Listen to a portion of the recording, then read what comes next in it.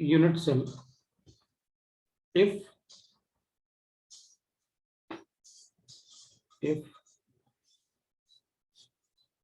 the ideal size of atom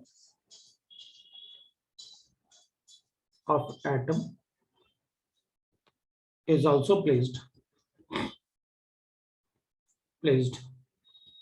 on any 4 faces. इसमें अपन को packing fraction calculate करके बताना है. अच्छा ठीक है ना, तो ये कैलकुलेट करके बताना है.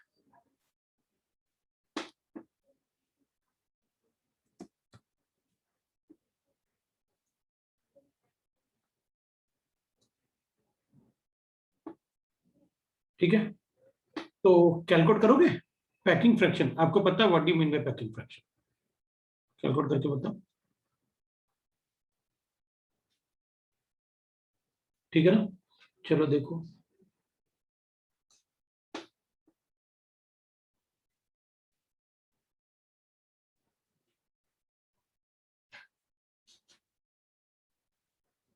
पैकिंग फ्रैक्शन आपको पता है क्या होता है?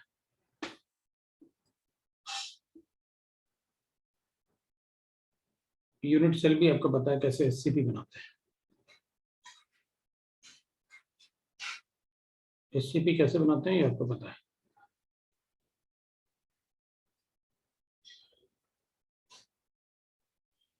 एससीपी कैसे बनाओगे ये आपको पता है.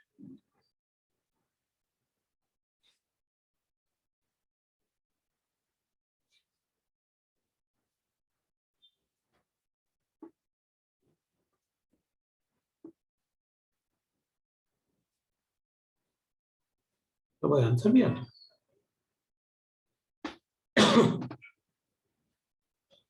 आंसर भी आता है. देखो देखो देखो, एनी 4 साइड्स.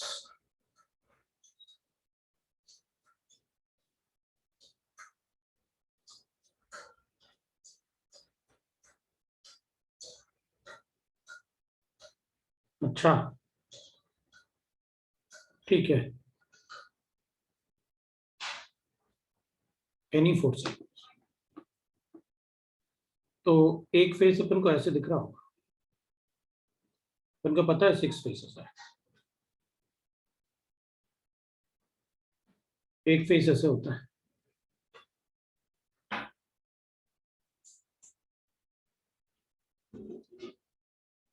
तो ये उसका आइडियल साइज होगा एक फेस पे जो रखेंगे. ये चारों आपस में टच करते हैं एससीपी में. एससीपी यूनिट सेल में A = 2R होता है.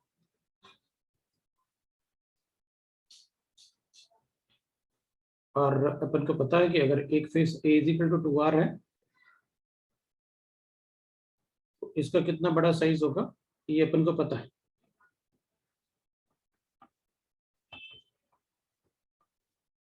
ये अपन को पता है. तो पैकिंग फ्रैक्शन होता है Z effective into 4/3 pi r cube divided by A cube. लेकिन Z effective अपन को पता है कैसे लिखना है फॉर एससीपी. 1/8 into 8. ये तो कॉर्नर से हो गया. What about those atoms which are placed at the face centers?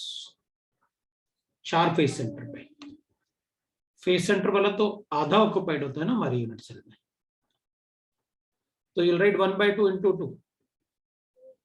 लेकिन फिर इसका साइज तो अलग अलग है इसलिए अपन इसमें ऐड नहीं कर सकते ऐसे. ये अलग होगा और ये वाले एटम छोटे होंगे. ये लार्ज एटम है. कोई बात नहीं, तो छोटे एटम को देख लेंगे अपन. तो पैकिंग फ्रैक्शन में बड़े एटम कितने हो गए? Z effective 1 और उनका वॉल्यूम कितना हो गया 4/3 pi r cube. ये बड़े एटम हो गए. और छोटे एटम क्या होंगे? कितने होंगे छोटे एटम?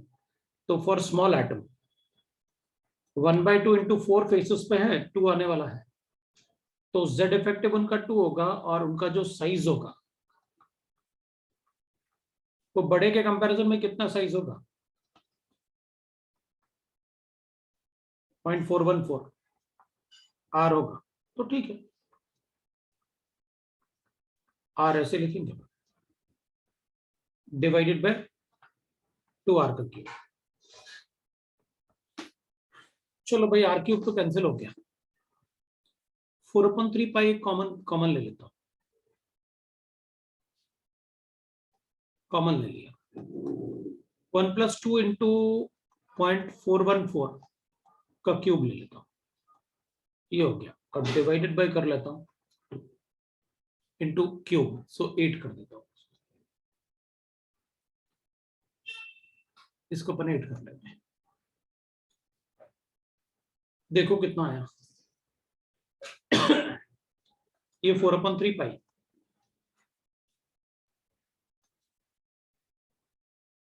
डिवाइड बाय 8 और इंटू ये ब्रैकेट वाला पार्ट कितना आएगा? 0.4 ना, 4 जा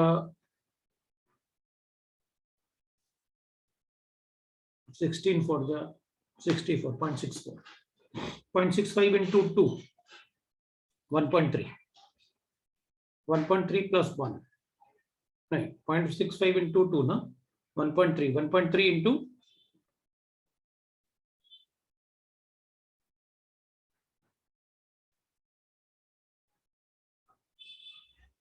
है ना,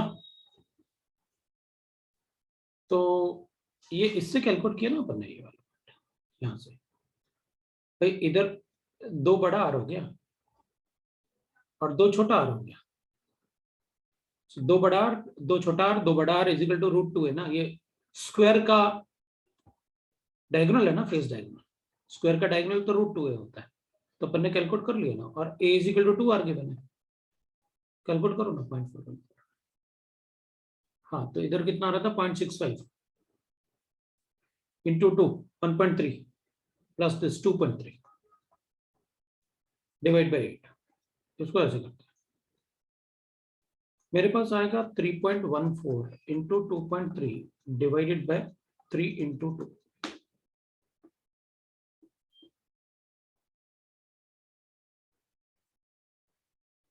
देखना कहीं मैंने कुछ गड़बड़ किया क्या, ये तो क्यूब लिया ना मैंने, 4/3 पाई कॉमन लिया तो इधर 1 बच गया, इधर 2 इंटू 4/3 पाई तो कॉमन लिया था मैंने, और ये मेरे पास आया नहीं 0.06 आएगा, बताइए, क्योंकि 0.4 इंटू 0.4 इंटू 0.4 तो 64 ना, और 3 जीरोस हैं तो 0.064 आएगा, हाँ तो ये 0.064 आएगा, तो इसको 0.065 करते हैं, और 0.065 करूंगा तो कितना आएगा 0.065, तो एक और बार ऐड कर लेते हैं क्योंकि वो 2 इंटू 2 करना था ना, तो 0.13 है ना, कितना आएगा 0.31, हाँ ठीक है 0.13 आ गया, सो 1.13 आएगा, ये 1.13 आएगा, लो भाई कैलकुलेट कर लो, 0.13 आ रहा है, ये तो ऑलमोस्ट कैंसिल हो गया ना, इसको 2 से डिवाइड करते हैं, कितना है अपने पास, ठीक है, देखो भाई कितना है, ये भी थोड़ा ज्यादा है और ये भी 1 से थोड़ा ज्यादा है, तो एग्जैक्ट कितना आ रहा 0.59, दैट इज द आंसर, लो भाई ये आंसर है, फ्रैक्शन। पहले अगर जब ये छोटे वाले एटम नहीं थे तो 0.52 आता था, अभी छोटे वाले एटम आए तो थोड़ा बढ़ गया, दैट इज फ्रैक्शन, मेरे ख्याल से देख लो भाई, आप जितना इसमें और सब्स्टिट्यूशन करोगे ना, और एडिशन करते जाओगे, मैं कैलकुलेट करता जाऊंगा, कोई प्रॉब्लम नहीं।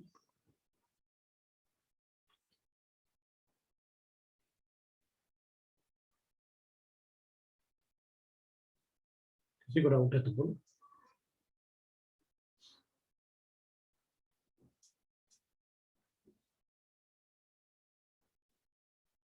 है ना?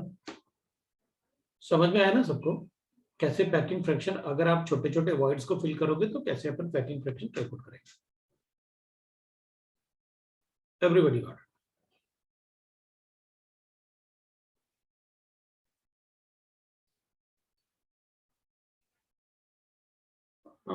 एफसीसी मतलब sir, can we do this by finding packing fraction of FCC? No, that is not possible, क्योंकि पैकिंग फ्रैक्शन एफसीसी में तो उतना ही बड़े साइज का आइटम रखा होता है फेस पे, इसलिए अपन इसमें मर्ज नहीं करेंगे उसको। दूसरा क्वेश्चन लिखें, दूसरा क्वेश्चन चल देखते हैं अपन। Calculate the ideal size of atom that can be placed on the face center of FCC unit cell, BCC unit cell, and also calculate its coordination number. तो बॉडी सेंटर्ड यूनिट सेल अपन सबको पता है कैसे होता है। Body centred unit cell अपन सबको पता है कैसे होता है।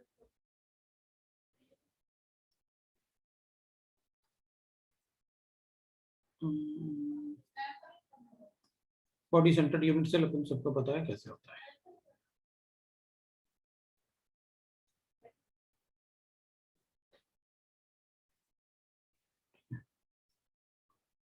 और अपन को कैलकुलेट करना है कि अगर ये बॉडी सेंटर्ड यूनिट सेल है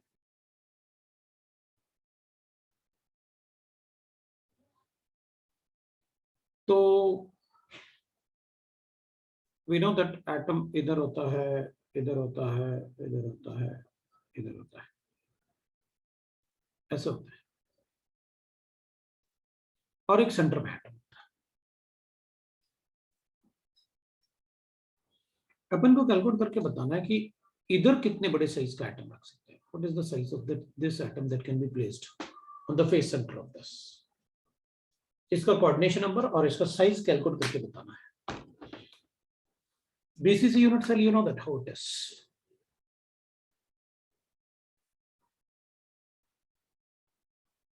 बाकी मैं कुछ बताऊंगा नहीं, बाकी आपको पता है इसलिए मतलब थोड़ा आप यूज करना, मतलब कैसे कैलकुलेट करना है बताओ।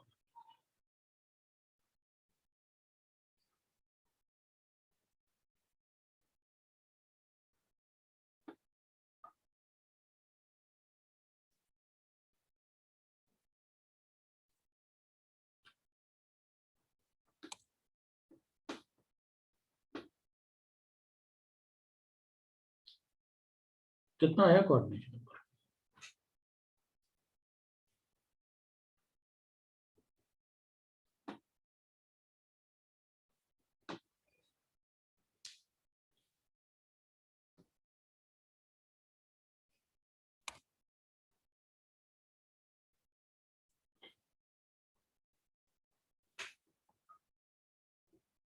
कोऑर्डिनेशन नंबर कितना आया भाई?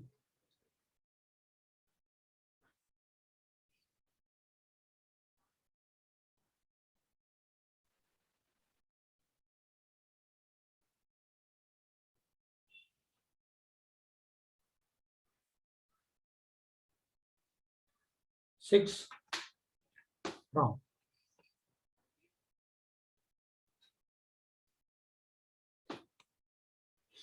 Coordination number 6 is wrong. Coordination number 6 is wrong.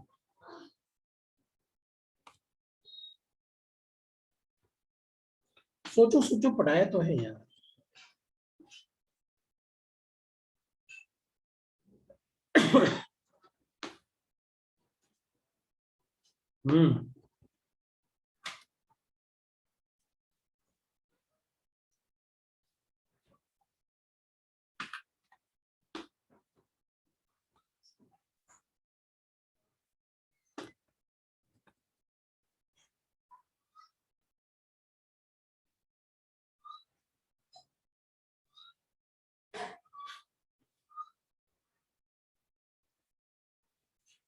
6 is wrong, 8 पता नहीं कौन है 8 बता रहा है, 9 भी आ गया। ऐसे नहीं करेंगे, हम भी कुछ बोलेंगे, ऐसे तो कोई खेल थोड़ी रहे हैं, हम भी कुछ बोलेंगे, हम भी कुछ बोलेंगे, क्या भाई। 8 9 6 5 4 सब गलत।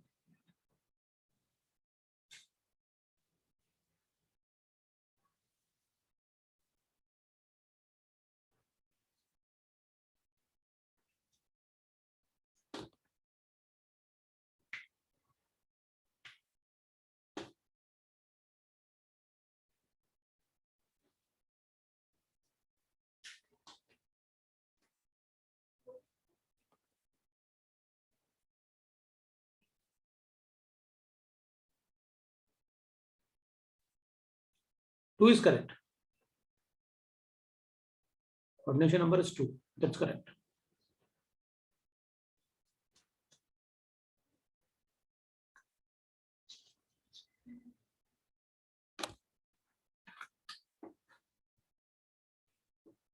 अब क्या और क्या बचा हुआ है?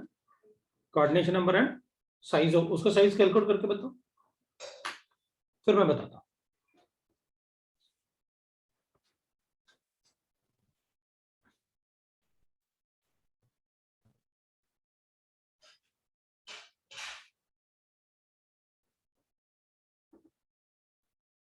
फिर मैं बताता हूँ क्या करना है।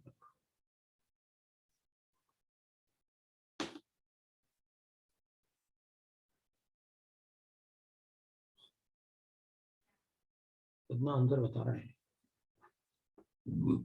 कह रहा है size is equal to √2 divide by √3 -1। थोड़ा ठीक है, कर लेता हूँ।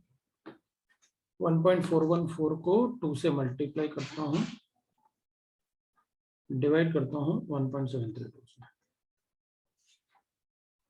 तो 2 ना, 828.2 -1 मतलब ये नहीं, इधर मल्टीप्लाई करूंगा ना, -1.732 डिवाइड बाय 1.732, तो अब √3 ले लेते हैं, इधर तो ज्यादा अच्छा रहता। 2.828 1.732 इतना हो रहा है, डिवाइड बाय 1.732।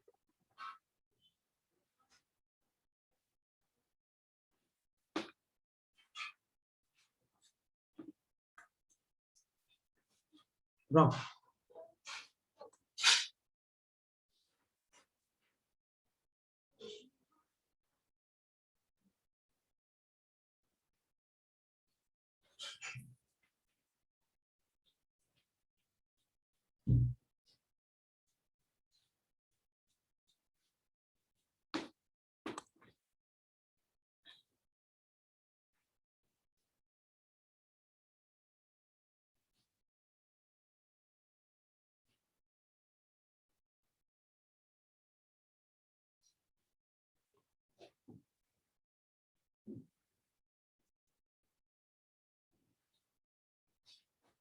कह रहा है 4√3, नहीं 4√3 तो और भी गलत हो गया यार।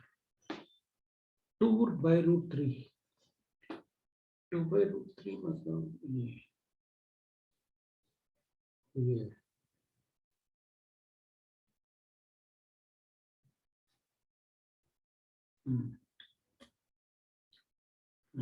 ठीक है।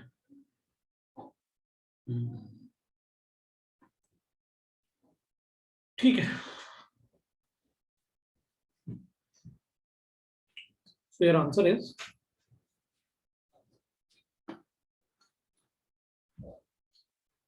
चलो सबने आंसर बताया,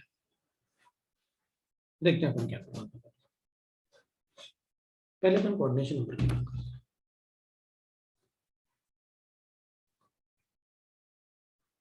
अगर मान लेते हैं कि भाई अगर ये चारों एटम आपस में टच करते हैं, मान लेते हैं,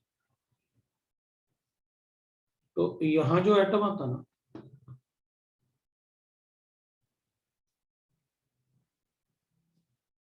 इसका कोऑर्डिनेशन नंबर होता है 4 लेते हैं। और अगर ऐसे एटम रखते हैं उसके ऊपर, जैसे ये वाला एटम अगर टच कर रहा होता एक तरफ से और बॉटम से दूसरा, तो कोऑर्डिनेशन नंबर होता है 6। अब तुमको एक बात अच्छे से पता है कि जिसमें a is not equal to 2r, इसका मतलब है इन एटम को अगर थोड़ा दूर लेके जाओगे, इतना दूर कि ये टच ना करे, तो ब्लू वाले एटम को बाहर निकाल दो। अब आप इन एटम को अगर दूर लेके जाओगे ताकि आपस में टच ना करें,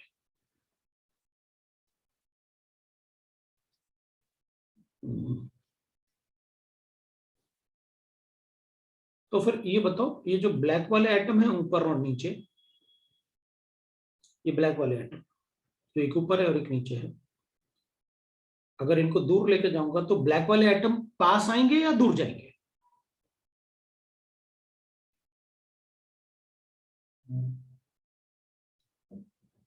पास आएंगे, क्लोज आएंगे, ठीक है ना। चलो, अब अगर वो क्लोज आएंगे, इसका मतलब है कि दो ब्लैक वाले एटम के बीच में ये तुम्हारा छोटा वाला एटम है जो इन दोनों को टच कर सकता है, क्योंकि ये कॉर्नर वाला एटम तो दूर चलेगा, वो तो इसको टच कर ही नहीं सकते, क्योंकि इसके बीच में जो छोटा एटम रखा होगा वो सिर्फ ब्लैक वाले एटम आपस में टच कर सकते हैं, पीछे से और आगे से। ये चार एटम तो उसको टच कर ही नहीं पाएंगे।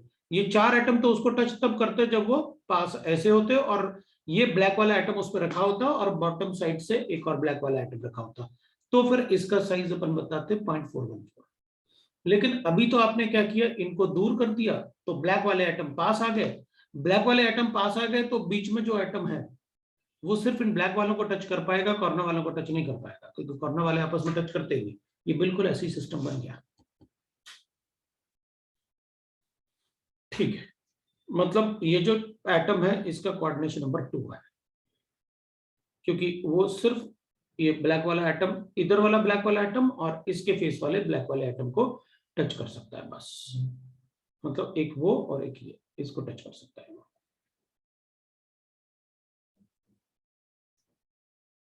वो सिर्फ इनको टच कर सकता है।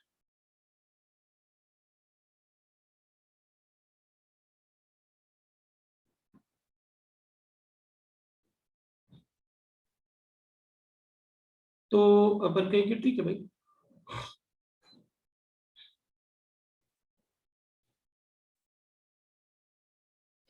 वो उस वाले ब्लैक वाले एटम को और इस वाले ब्लैक वाले एटम को टच कर सकता है, बस इन चारों को टच नहीं कर सकता। वही सिस्टम बना दिया आपने यहाँ पे।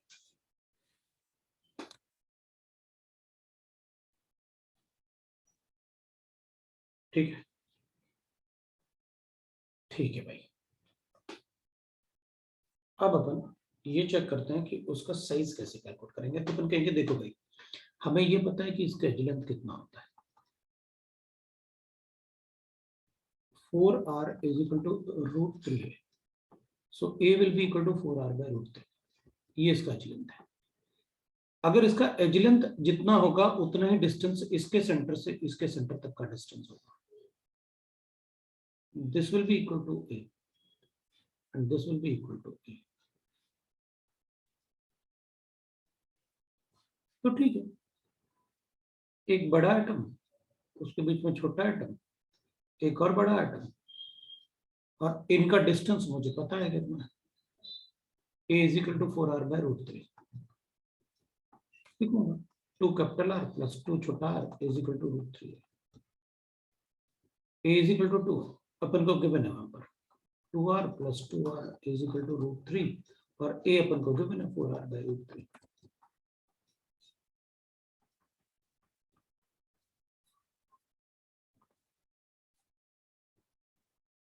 छोटा r ये आ गया।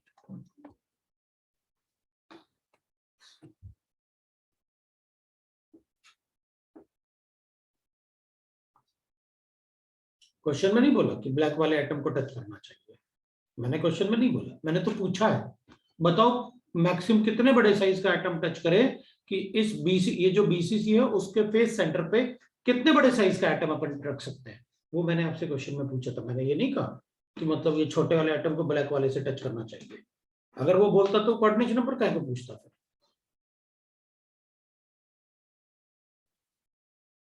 नहीं, बिल्कुल नहीं।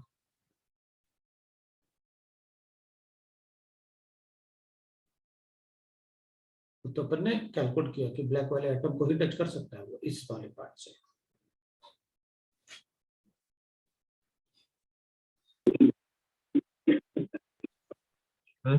बोलो।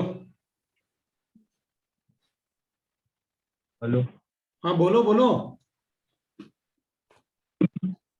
सर, वो अपनी रूट से ये है ना, वो हेलो। हाँ सर, वो रूट से ये आया क्या सर, बॉडी डायग्नोसिस नहीं है? ये हो गया। ओके। हाँ सर। हाँ, √3 तो बॉडी डायगोनल से ही आया।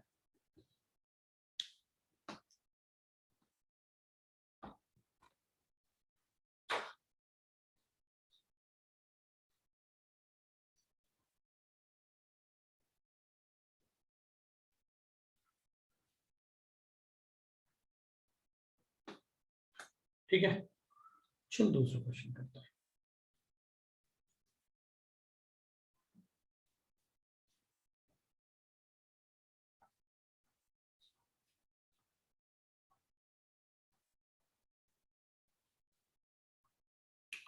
दूसरा क्वेश्चन है मेरे पास।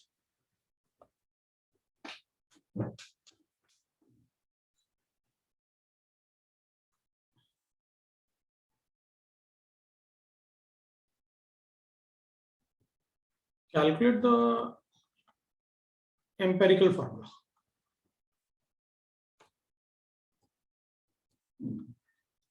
of unit cell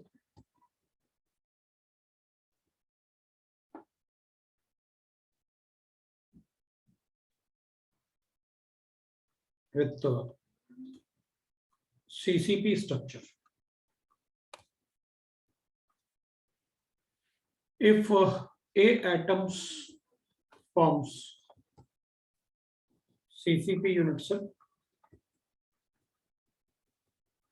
and B atoms are in all octahedral voids,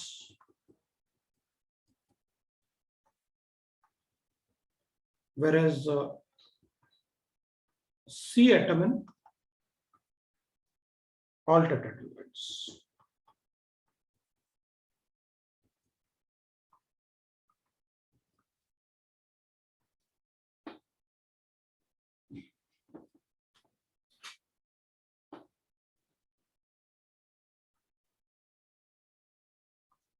You know what do you mean by CCP?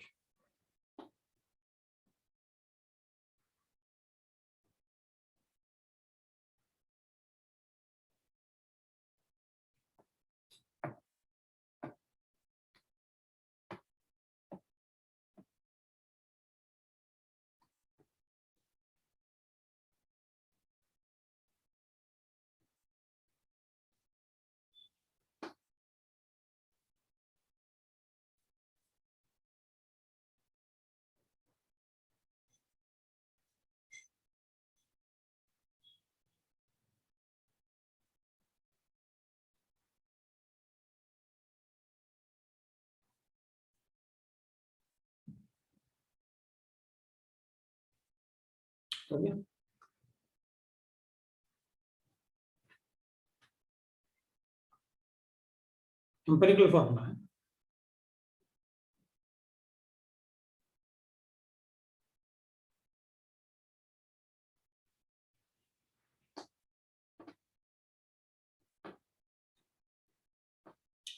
A atoms form CCP.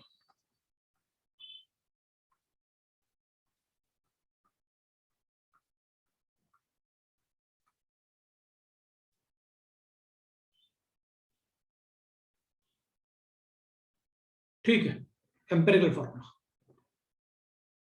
Face centres, ये फ्रंट वाला फेस और ये बैक वाला फेस। अब बात करते हैं ऑक्टेडिल वॉइड की।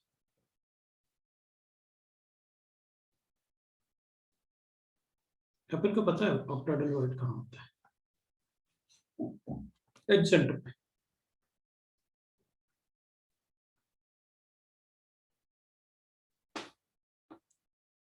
और tetrahedral void, we know that where it is, near each corners.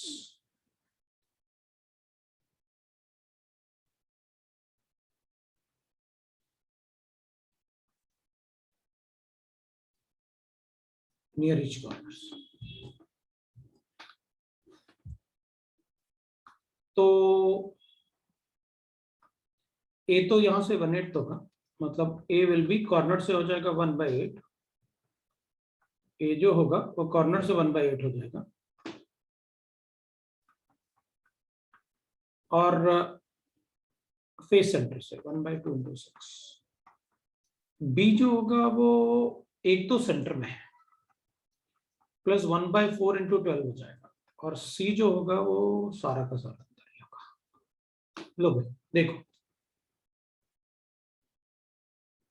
तो क्या करेंगे, ए अपने पास आया 4, बी अपने पास आया 4, और सी अपने पास आया 8। तो ये तो मॉलिक्यूलर फॉर्मूला हो गया। तो A B C2 will be the empirical formula. It is the answer.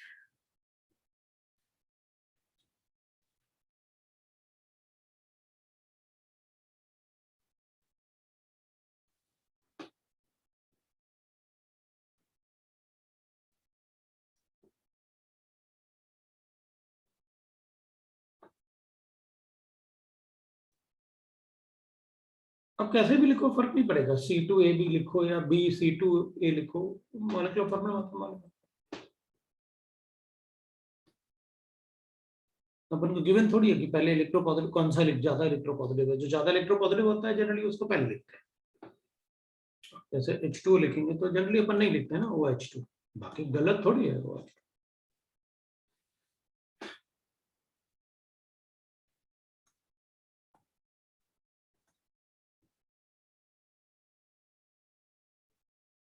Calculate the empirical formula of FCC unit cell if A atoms are at corner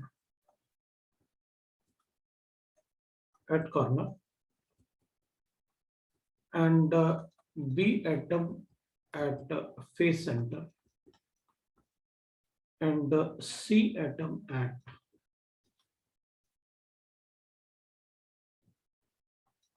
half of the tetrahedral voids.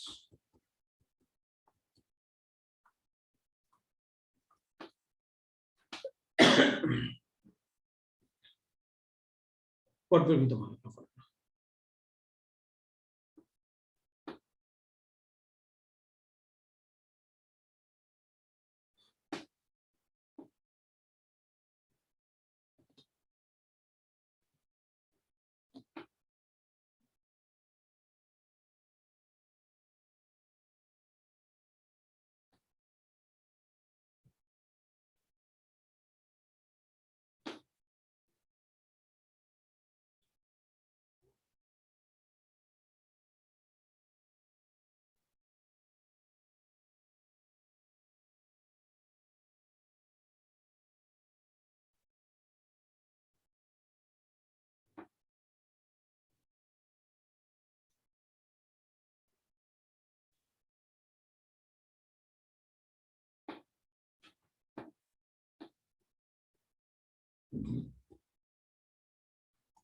A atom at the corners,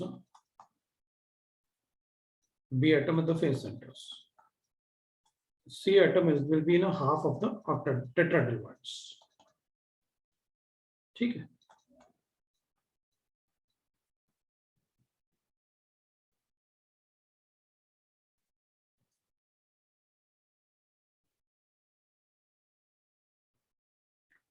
ठीक है।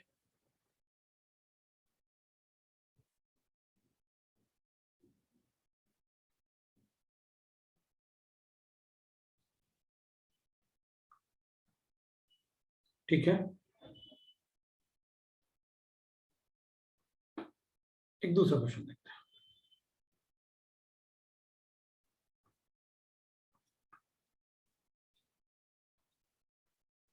in a FCC unit cell. Sir एक minute पीछे लो ना. ए atom are eight, रुक जा question लिख देते हैं तो बाकी सॉल्व करना शुरू कर देंगे ना, अपन पीछे फिर लिख लेंगे. A atom are at corners, B atom at face centres, and C atom at half of octahedral voids.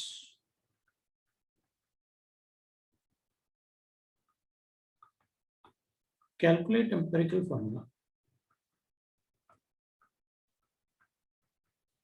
if 3 atoms from the corner and 2 atoms from face center are removed.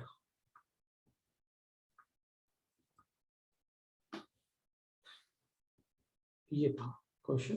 अब अपन देख लेते हैं उसमें क्या है. प्रीवियस पेज ले लो. ये लो. Yes sir.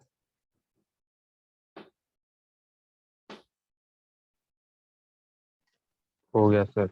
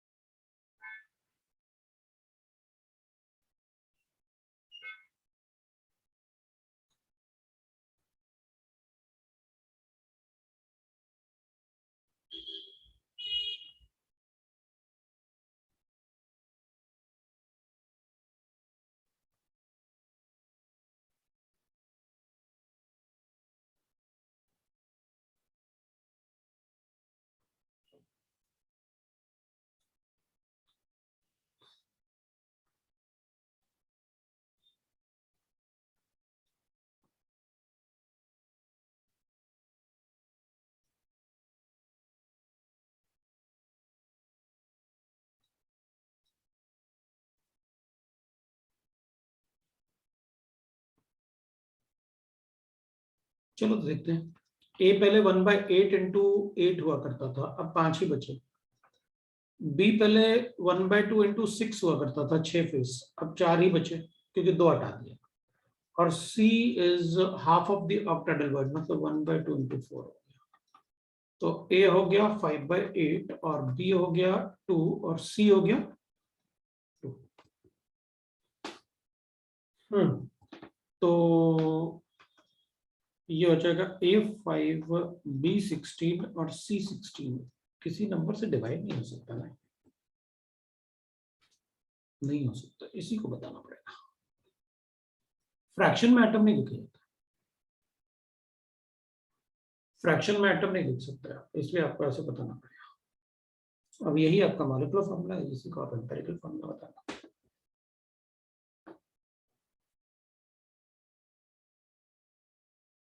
ठीक है.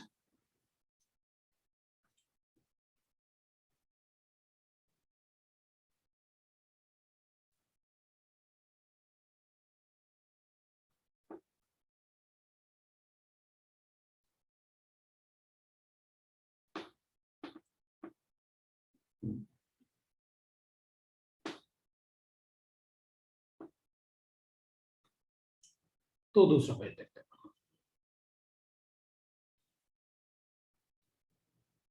In a FCC unit cell,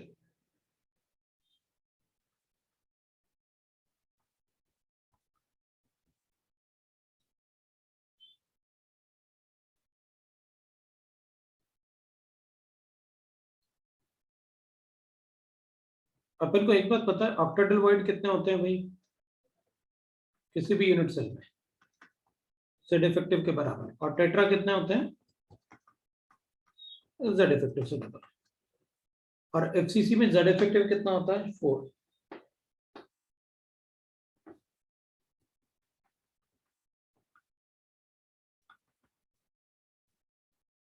तो ये 4 थे, हाफ फिल कर दिया था. इन एफसीसी यूनिट सेल, ए एटम्स, corners, या 1 मिनट रुक जाते हैं।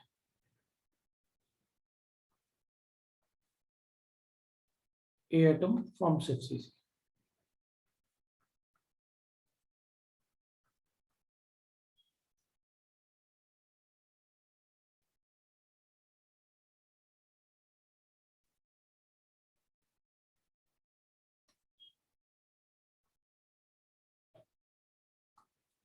करो कि एटम को रिमूव किया होगा तो जेड इफेक्टिव पे फर्क नहीं पड़ेगा, नहीं, जेड इफेक्टिव तो वही रहेगा।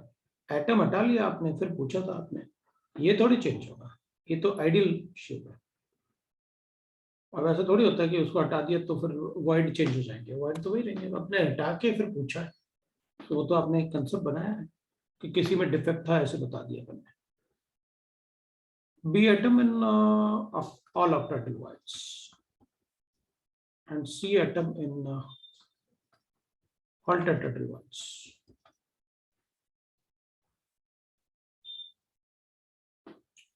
Calculate molecular formula. Empirical formula बोल देते हैं. If all the atoms along the plane of one of the face are removed.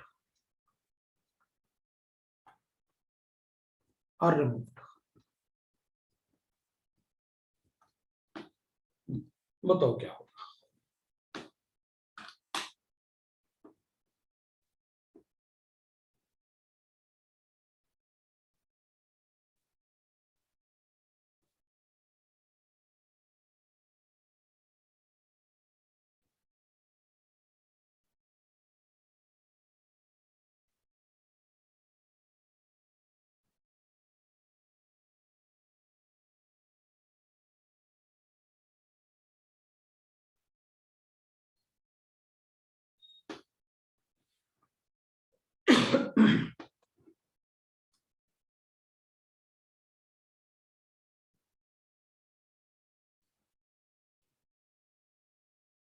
Empirical formula लिख लो.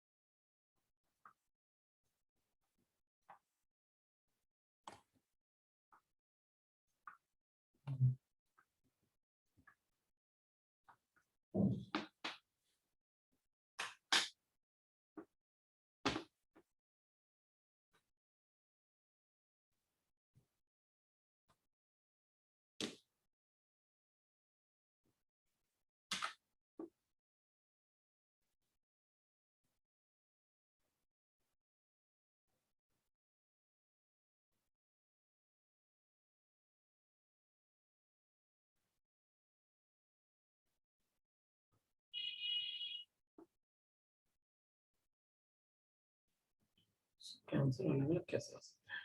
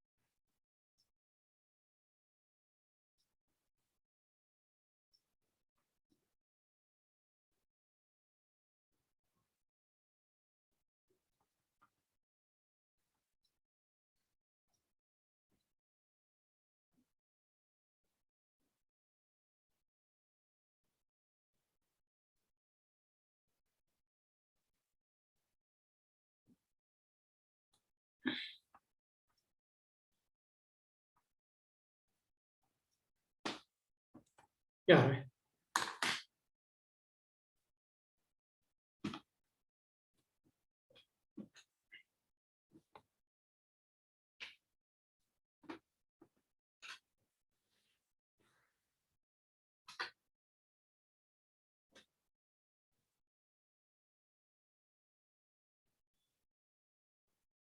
बी का आंसर भी आ गया।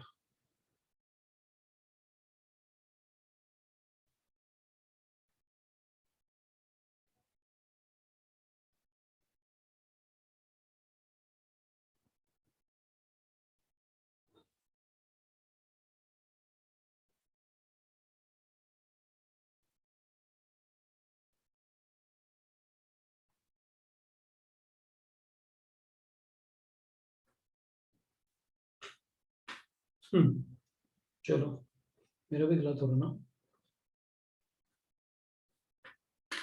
बिल्कुल, भी इसमें भी होगा, कैलकुलेट करो, अभी वो भी होगा। सर हाँ, फर्स्ट वाले में तो 338 आया। फर्स्ट वाले का हम्म। फॉर्मूला मुझे एक मिनट बता देता हूँ मैं कितना आएगा। कैलकुलेट करो कितना आया।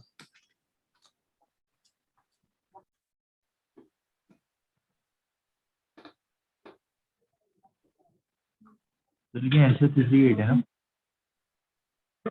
ये आ रहा है 1/8 इंटू 4 प्लस 1/2 इंटू 5।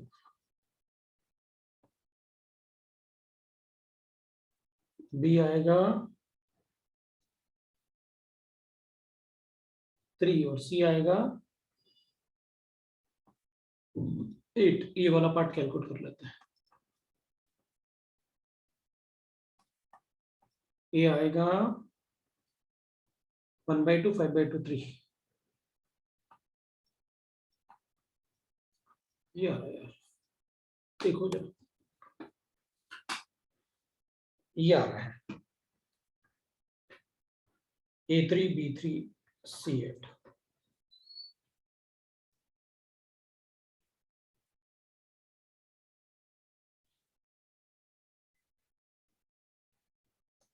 अब बी वाला चेक कर लेते हैं।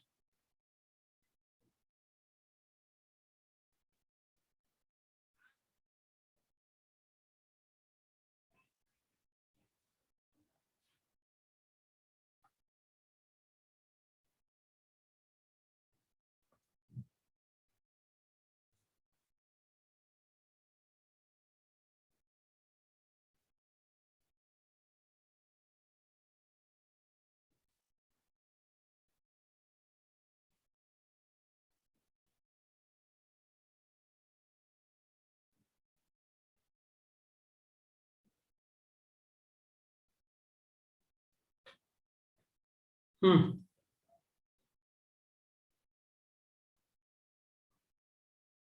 ये तो इधर होगा।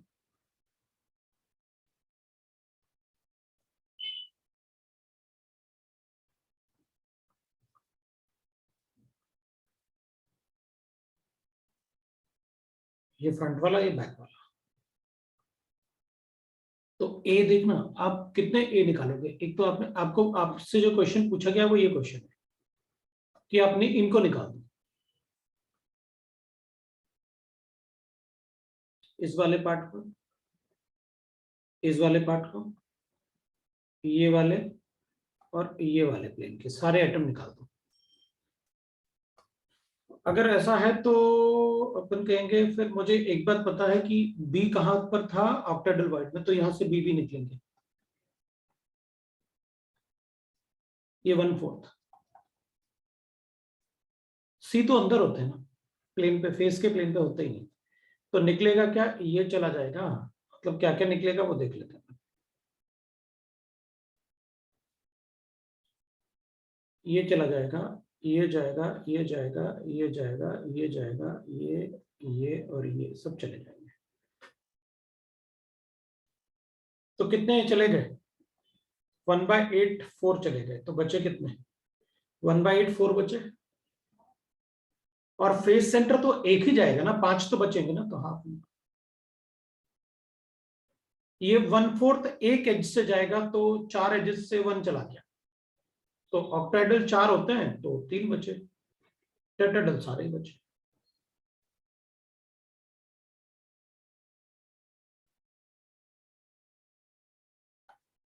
हाँ जी,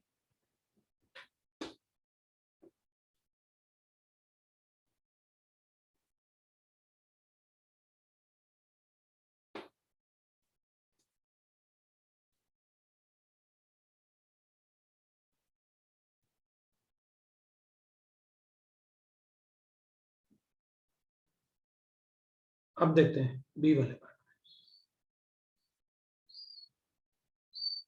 along one of the body diagonal is removed। अब बॉडी डायगोनल पे क्या होगा, एक कॉर्नर वाले चले जाएंगे, तो ए जो है वो 1/8 इंटू 6 बचेगा, 2 कॉर्नर के जाएंगे, और बी जो है वो एक सेंटर में जो ऑक्टाइडल वॉइड होगा उससे चला जाएगा बी, और सी जो है वो 2 टेट्राइडल वॉइड उसी एक्सिस पर प्रेजेंट होगी, तो 6 बचे। 3/4 हो गया।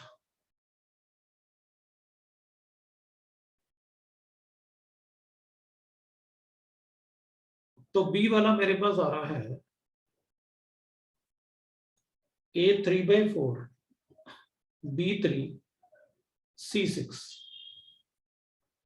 सबको 4 से मल्टीप्लाई करना।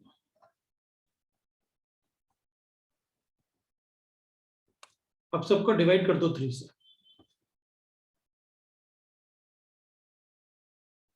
ये आ रहा है एम्पेरिकल फॉर्मूला। बोलो A5 कहां से आ गया? अच्छा, मैंने फेस सेंटर मिस कर दिया।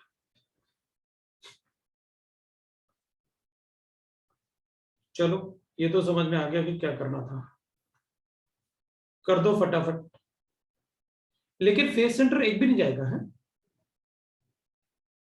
1/8 इंटू 4, कितने 6 बचे थे ना, थोड़ा सा भी पार्ट मिस होता है सब गड़बड़ हो जाता है। फेस सेंटर से लिख लेता हूँ 1/2 इंटू 6। बी तो 3 थे और सी अपना 2 गया था तो 6 बचा था। इसको जरा कैलकुलेट कर लो कितना आ रहा। 3 ये हो गया और 3/4 ये हो गया।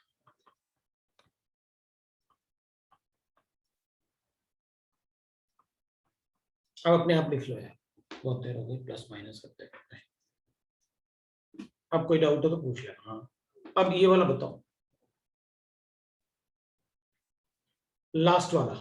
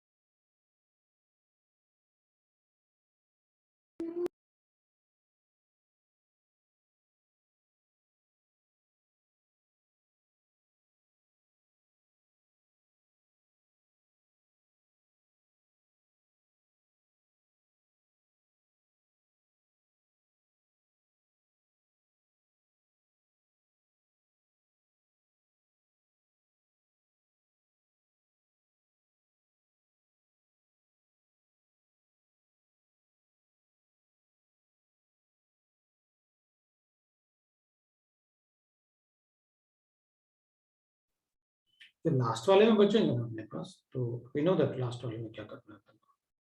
मतलब एक ऐसे बना देते हैं, यूनिट सेल बना लेंगे। अरे इधर बना देते हैं।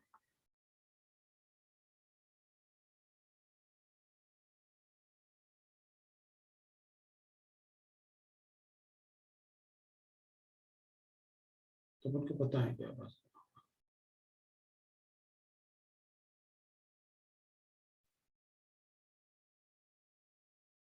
तो आप इसमें से जो हटाने की बात कर रहे हो वो ये वाले हटाने की बात कर रहे हो। तो आप एक तरीके से ये वाला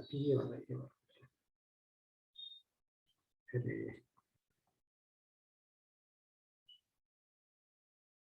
यहाँ से हटाने की बात कर रहे हो। तो हटाओ, 1 2 3 और 4 तो ए चले जाएंगे। तो ए बचा 1/4 इंटू 4 बचे। अब बी की बात करते हैं।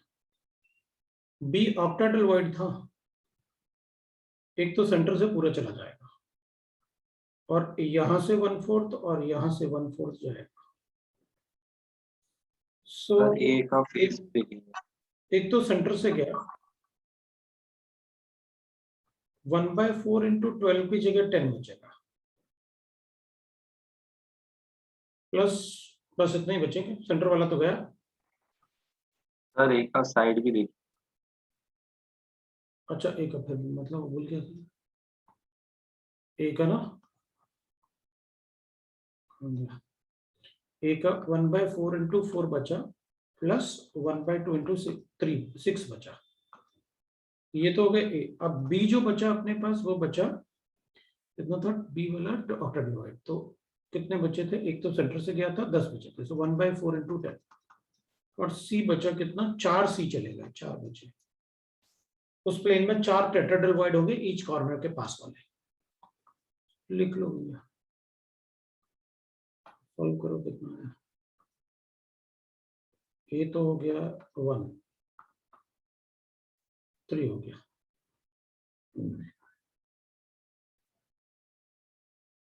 1/8 होना चाहिए ना ये। हाँ यार वही मैं सोचूं, ये 1 कैसे आ गया। 1/8 इंटू दो तो 1/2 हो गया, तो 1/2 और 3 ये हो गया। सर ए में फेस सेंटर के भी 2 जाएंगे ना? हाँ ये वाले हाँ 2 सर जाएंगे। 2 फेस सेंटर ऊपर और नीचे के। अच्छा ये वाले भी तो जाएंगे, 4 ही बचे, 2 बचे। लो भाई कैलकुलेट कर लो। बी हो गया 10/4 और सी हो गया 4, तो ये हो जाएगा अपने पास 5/2 और बी हो गया अपने पास 10/4 और सी हो गया अपने पास 4। हाँ 4 से मल्टीप्लाई करते हैं, ये हो गया 4 से मल्टीप्लाई करूंगा तो 10, बी हो गया 10 और ये हो जाएगा 16। किससे डिवाइड करें, 5 से, 2 से ही करना पड़ेगा। A5 B5 C8 ये आ रहा है।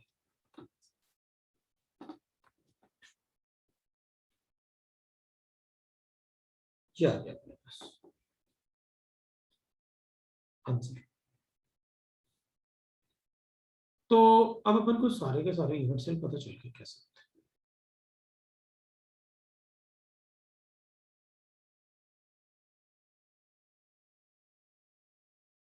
हाँ फेस डायगोनल से रिमूव करेंगे तो 2 फेस सेंटर जाएंगे, बिल्कुल जाएंगे, बिल्कुल। We got this. अब बताओ क्या डाउट है, बताओ। पहले के क्वेश्चन में, मतलब कौन से पहले के क्वेश्चन में, पेज नंबर 5 में या 4 में, 4 में, ये लो ये है, बताओ क्या डाउट है।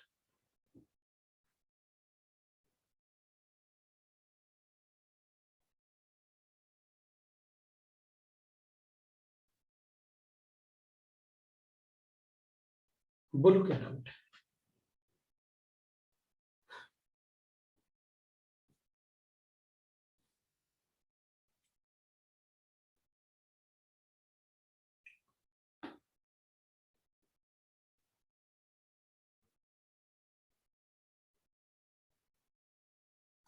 हमने तो पहले बनाया था, उसके बाद हमने एक एक करके हटाया। तो वॉइड क्यों अफेक्ट होगा? शेप तो वही रहेगा, एटम नहीं। भाई अगर आप टेट्राहेड्रॉन बनाते हो तो ऐसे बनाते हो, एक एटम, दो एटम, तीन एटम, उसके ऊपर एक एटम, बीच में छोटा एटम। अब अगर आप पूरा ऊपर वाला एटम हटा लो तो अपन ये थोड़ी कहेंगे कि ये टेट्राहेड्रल वॉइड में नहीं आ सकता। अपन कहेंगे ये एटम तो टेट्राहेड्रल वॉइड में ही है, आपने एक एटम हटा लिया, हटा लो, कोई बात, साइज तो वही रहेगा।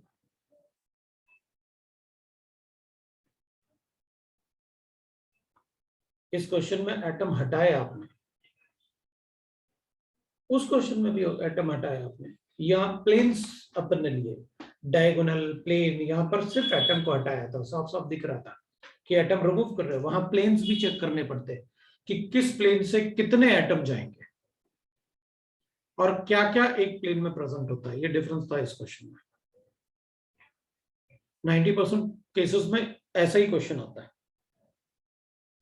मेंस में भी और एडवांस में। एडवांस में थोड़ा कैलकुलेशन भी होगा, मेंस में तो ऐसे ही क्वेश्चन आएगा। तो ये आपका इतना क्वेश्चन काफी है। अब आप सॉलिड स्टेट सॉल्व कर सकते हो।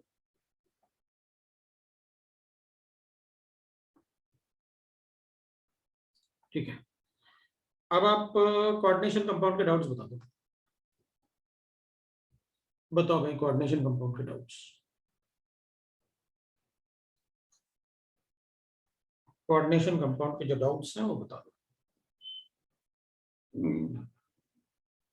लो भाई, कोऑर्डिनेशन कंपाउंड के डाउट्स अपने पास हैं। एक्सरसाइज 3 के पार्ट 2 में 622, 37, 40। ठीक है, क्वेश्चन नंबर 6 लिखते हैं। Exercise 3 part 1 question number 6। बाकी डिस्कस हो गया क्या? पार्ट 2 भी पूरा डिस्कस करना है? पार्ट 2 पूरा होमवर्क होना चाहिए।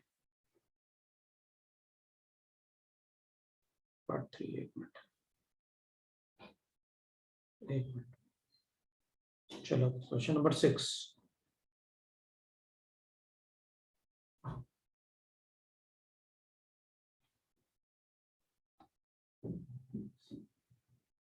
ठीक है, क्वेश्चन नंबर 6 जो है ना, एक्चुअली ये बॉन्ड लेंथ जो है, आर वाले बैच जा सकते हैं, आर के बच्चे नहीं जा सकते। The bond length of CO is 1.128. What will be the bond length in? अब अपन को ये बॉन्ड लेंथ FeCO में गिवन नहीं है ना, FeCO होल 5, ये अपन बता नहीं सकते क्या होगा।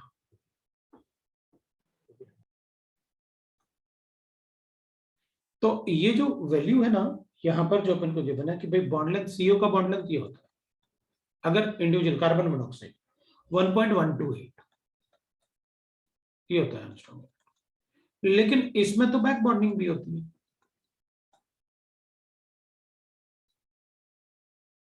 है ना, तो इसमें तो बैक बॉन्डिंग भी होती है। अब बैक बॉन्डिंग में क्या होता है, तो अपन कहते हैं इसका एम्प्टी ऑर्बिटल जो होता है ना और इसका जो डी ऑर्बिटल होता है वो इसको इलेक्ट्रॉन देता है। अगर ये इसको इलेक्ट्रॉन देगा तो ये बॉन्ड लेंथ बढ़ेगा, वो सिनर्जिक बॉन्ड है ना।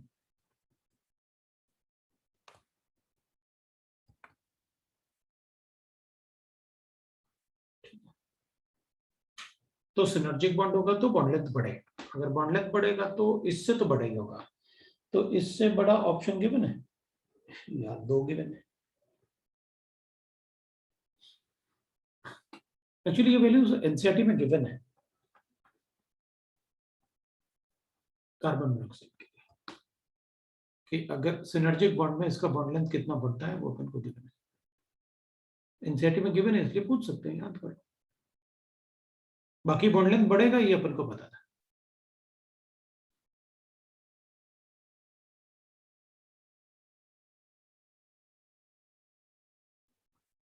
बिल्कुल, ये आपका question number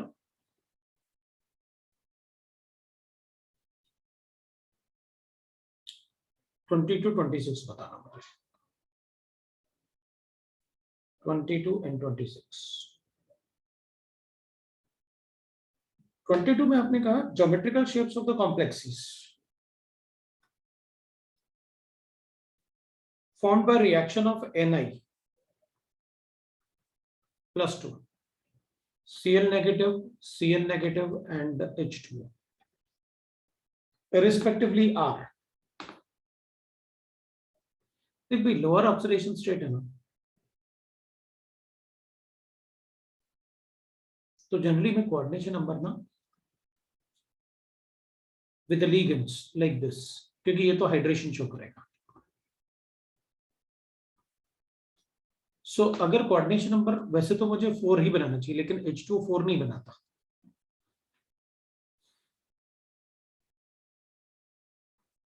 lower oxidation state अगर ये होता ना, तो मैं कोऑर्डिनेशन नंबर 6 ही बनाता सबके. और कोऑर्डिनेशन नंबर अगर ये 4 होगा ना, तो कोऑर्डिनेशन नंबर 4 के साथ इसका sp3 बताऊंगा, इसमें dsp2 बताऊंगा, और वाटर के लिए भी sp3 बताऊंगा. लेकिन वाटर कोऑर्डिनेशन नंबर 4 बनाता नहीं है क्योंकि हाइड्रेशन है ना. सो इसमें अपन ऑक्टाडेल बोल सकते हैं. पहले वाले दोनों तो sp3, मतलब मुझे टेट्राहेड्रल और स्क्वायर प्लेनर बताना ही बताना है. एक ही ऑप्शन था अपने पास. एक ही ऑप्शन है अपने पास, टेट्राहेड्रल और उसके साथ एक ही ऑप्शन था अपने पास.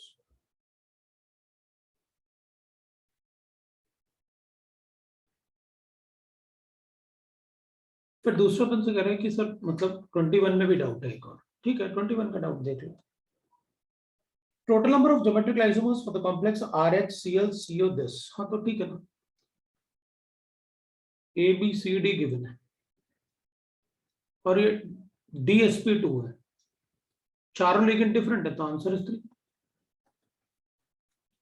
भाई जो मेटल गिवन है वो 3D नहीं है, मतलब DSP2 hybridisation. All ligands are different. 3.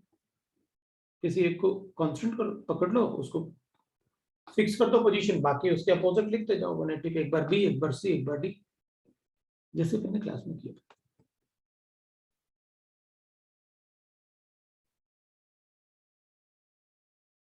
ना. सीओ और सीओ को कब बताया मैंने कि ये CO can not be the ambient ligand. नहीं, ज्योमेट्रिकल आइसोमर पूछे, ऐसे क्यों करोगे आप? नहीं, और उसने पूछा सिर्फ ज्योमेट्रिकल आइसोमर्स, उसने कहा पूछे कि टोटल नंबर ऑफ आइसोमर्स. पहली बात तो ये ज्योमेट्रिकल मतलब जो बना हुआ है बस. अगर आप ऐसे कहोगे तो वो लिंकेज हो गएंगे ना. फिर तो अगर ऐसे ऐसे सोचा भी तो लिंकेज हो जाएगा, और उसने तो सिर्फ ज्योमेट्रिकल पूछा, लिंकेज क्यों बनेगा? 26 NiCl2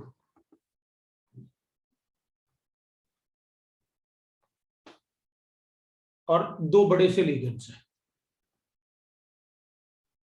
लार्ज लिगेंड. अच्छी बात है.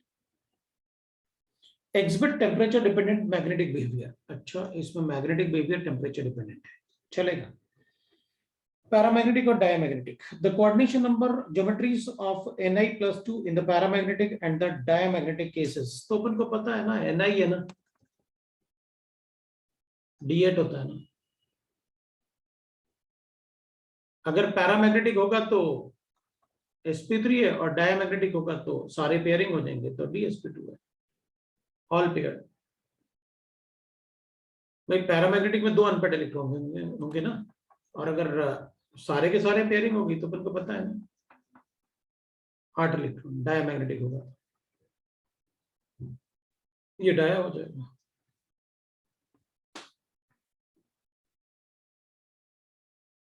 पक्का ना? फिर आपने पूछा था 37 और 40, 37 and 40 है.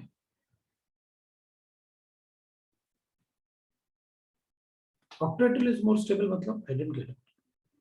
ऑक्टेटल कहां से आता है? हाँ, ऑक्टेटल टेट्राहेड्रल के कंपैरिजन में काफी ज्यादा स्टेबल होंगे। 37 and 40। एक मिनट है। 37 में मुझे गिवन है द ज्योमेट्रीज ऑफ अमोनिया। देख भाई, अमोनिया के साथ ज्योमेट्रीज बतानी है, Na+2 है, Pt+2 है और Zn+2 है, लोअर ऑक्सीडेशन स्टेट में। ठीक है, अब रिस्पेक्टिवली आर।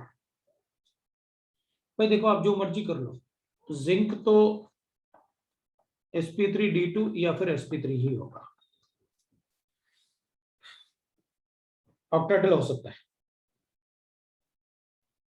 प्लैटिनम को मुझे स्क्वायर प्लेनर बताना ही पड़ेगा, मतलब आप प्लैटिनम को स्क्वायर प्लेनर बताओगे ही बताओगे।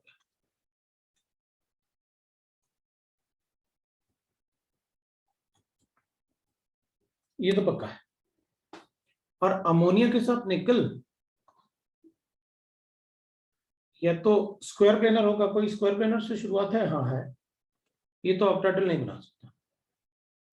और जिंक टेट्राहेड्रल बना सकता है, तो फंसा दिया इसमें। प्लैटिनम तो स्क्वायर प्लेनर ही बनाएगा, क्योंकि प्लैटिनम +4 हमेशा ऑक्टेटल बनाएगा और प्लैटिनम 2 हमेशा स्क्वायर प्लेनर बनाएगा। सो ये तो स्क्वायर प्लेनर ही बताना है, तो स्क्वायर प्लेनर वाले 2 हो गए। क्वेश्चन बना है अमोनिया के साथ, the geometries of ammonia complexes of this will be।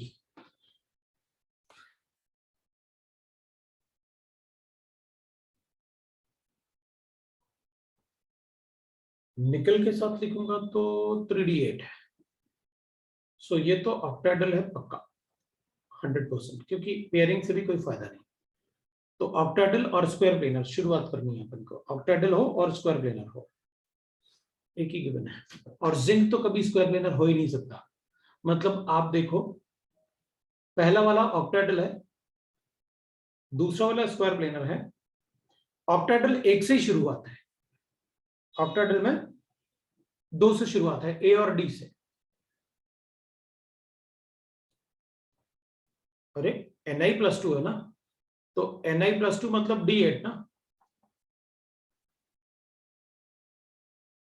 अब D8 होगा तो ऑक्टा ही बना सकता हूं, क्योंकि पेयरिंग से भी कोई फायदा नहीं ना, इसलिए वो तो ऑक्टा ही होगा। सो ए और डी में से कोई एक आंसर होगा।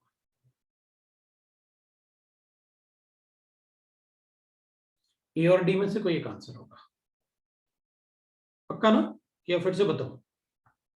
मेरा मतलब है Na+2 है और अमोनिया है, तो मेरे पास ये है।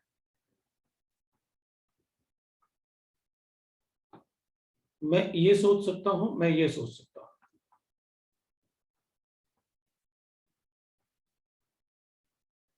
ये होगा तो DsP2 होगा, मतलब स्क्वायर प्लेनर। ये होगा तो D2sp3, ये sp3d2 होगा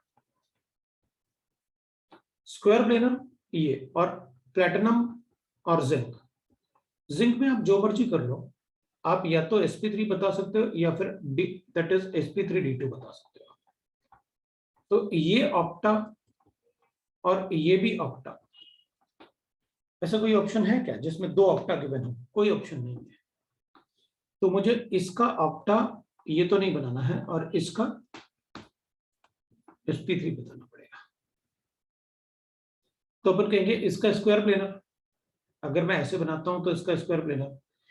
तो अगर अपन चेक करेंगे तो स्क्वायर प्लेनर के बाद, मान लो ये टेट्रा है, इसके +2 होने की वजह से ये सिर्फ स्क्वायर प्लेनर हो सकता है, इसलिए मेरा आंसर सिर्फ ए के अलावा कोई मैच नहीं कर रहा।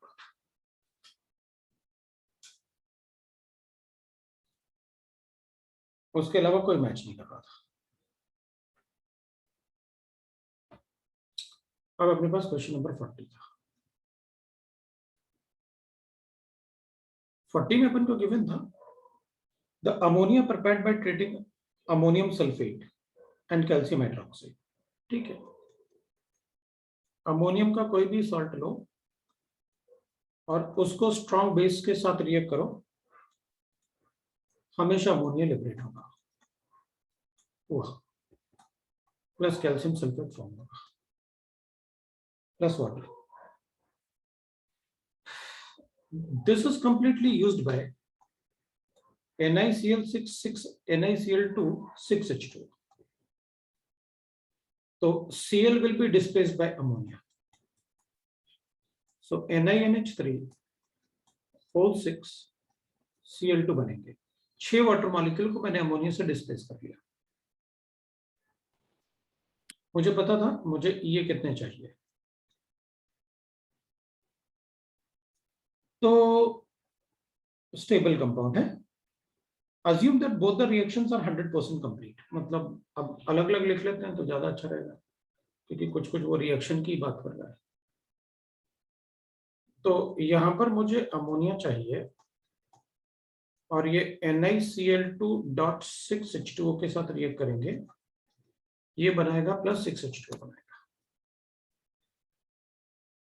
1584 gram of ammonium sulfate and this was used. So this is 1584 gram of this is used with 952 gram of this. ठीक है.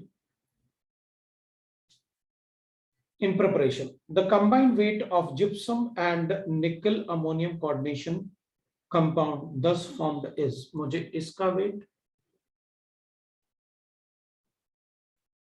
of gypsum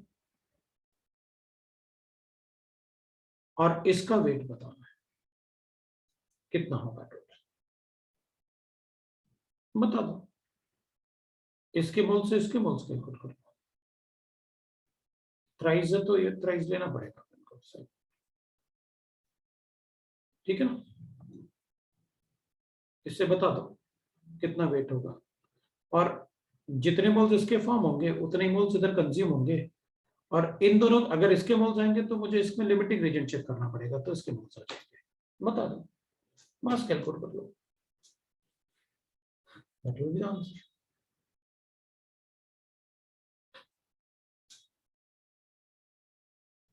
ठीक है, तो दोनों के मास आ जाएंगे.